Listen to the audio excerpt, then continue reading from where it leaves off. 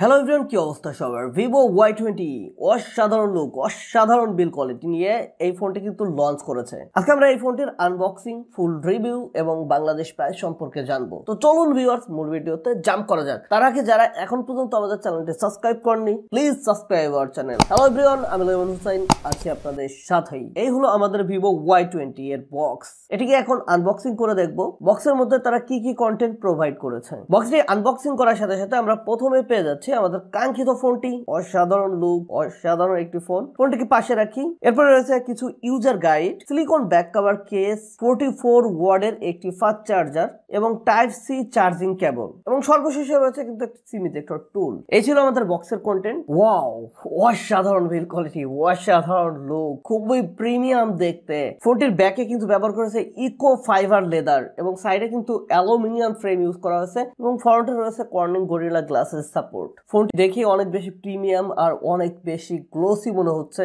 আমার কাছে এই ফোনটির বিল কোয়ালিটি অসাধারণ লেগেছে। ফোনটি লেফট সাইডে একদমই ফাঁকা রাখা হয়েছে। রাইট সাইডে রয়েছে ভলিউম লকার এবং পাওয়ার বাটন, এবং ফোনটির উপর দিকে পেয়ে যাবেন একটি নয়েজ ক্যান্সেলেশন মাইক। এছাড়া ফোনটির নিচের দিকে রয়েছে speaker grill, type C port, primary mic এবং একটি সিম কার্ড ট্রে। এই সিম কার্ড ট্রেতে কিন্তু আপনি একটা সিম এবং একটা এইচডি কার্ড ইউজ করতে পারবেন, কারণ এটা একটা হাইব্রিড সিম কার্ড স্লট। ফোনটির হাইট 163.17 mm। ফোনটির থিকনেস কিন্তু 7.79 mm। খুবই পাতলা, খুবই ন্যারো একটা ফোন। এছাড়া ফোনটির ওয়েট রয়েছে 185.5 গ্রাম। খুবই লাইট ওয়েট একটি ফোন। এই ফোনটি আপনি এক হাতে অনেক ইজিলি ইউজ করতে পারবেন এবং খুব স্বাচ্ছন্দ্যে ইউজ করতে পারবেন। এছাড়া ফোনটিতে রয়েছে কিন্তু IP54 এর সার্টিফিকেশন, যে কারণে এই ফোনটা কিন্তু ওয়াটারপ্রুফ, সাথে সাথে ডাস্ট প্রুফও। ফোনটির ডিসপ্লেতে ইউজ করা হয়েছে কিন্তু 6.67 ইঞ্চির অ্যামোলেড ডিসপ্লে। এটা একটি পাঁচহোল শেপের ডিসপ্লে, যথেষ্ট সুন্দর লাগছে। তবে ফোনটি চিন এবং বেজেল কিছুটা মোটা লাগছে। ফোনটির ডিসপ্লে রেজলিউশন রয়েছে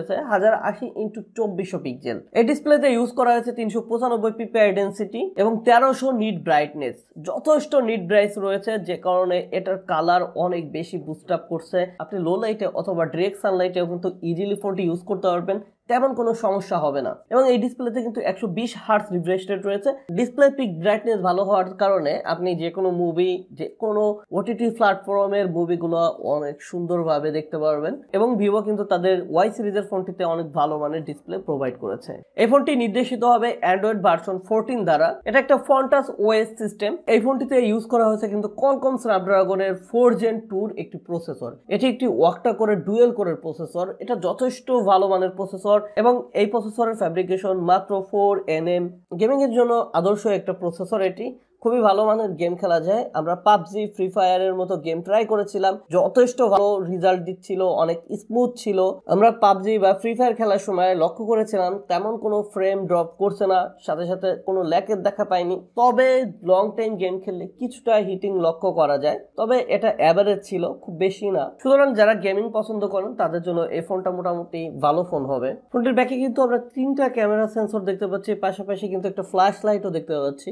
যার মেইন ক্যামেরা রয়েছে 50 মেগাপিক্সেলের একটি ওয়াইড অ্যাঙ্গেল ক্যামেরা, যার অ্যাপারচার রয়েছে 1.8, এবং অন্যটি ডেপথ সেন্সর ক্যামেরা, যার অ্যাপারচার রয়েছে 2.4, এবং অন্যটি কিন্তু শুধুমাত্র নামমাত্র ক্যামেরা, তেমন কোনো কাজ করবে না। আমরা এই ক্যামেরাতে বেশ কিছু ছবি তুলেছিলাম, ছবিতে বেশ ভালো মানের রেজাল্ট দেখতে পেরেছি। ডে লাইট কন্ডিশনে অনেক ভালো মানের ছবি প্রোভাইড করতেছিল, সাথে সাথে নাইট মোডেও মোটামুটি ভালো মানের ছবি প্রোভাইড করতে পারছিল।